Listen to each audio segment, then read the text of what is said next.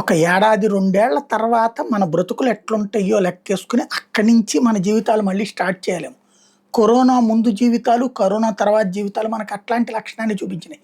Corona ముందు జీవితాలు, corona తర్వాత మారిపోయినాయి.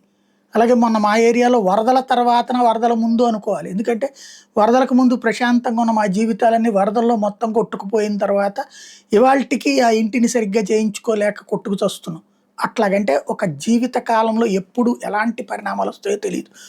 ఇప్పుడు తాజాగా చూస్తే సిలికాన్ వ్యాలీకి యుద్ధాల ఇంపాక్ట్ కాకుండా ఆర్టిఫిషియల్ ఇంటెలిజెన్స్ ఇంపాక్ట్ వస్తుందా? లేకపోతే ఈ సెమీ కండక్టర్ చిప్స్ కొరత ప్రాబ్లమ్ వస్తుందో తెలీదు. తాజాగా నిన్న 6 గంటల 47 నిమిషాలు నిన్న ఉదయం 4 మేజర్ టెక్ కంపెనీలు సంక్షోభంలో పడి ఆగిపోయినాయట సిలికాన్ వ్యాలీలో.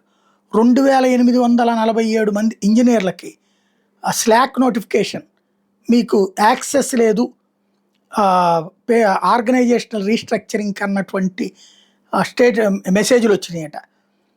దాదాపుగా 73% ఎంఎల్ ఇన్ఫ్రాస్ట్రక్చర్ టీమ్స్ ఇప్పుడు సఫర్ అవుతున్నారట. టోటల్గా మరొక 500 మంది ఎలిమినేట్ అయ్యే అవకాశం ఉందట.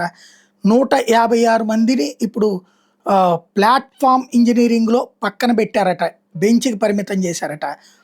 ఓవరాల్గా గత 12 ఏళ్ల నుంచి 25 ఏళ్ళ ఎక్స్పీరియన్స్ ఉన్నటువంటి వాళ్ళు కూడా ఒక్కసారిగా నడి రోడ్డు మీదకి వచ్చినటువంటి పరిస్థితి అయింది.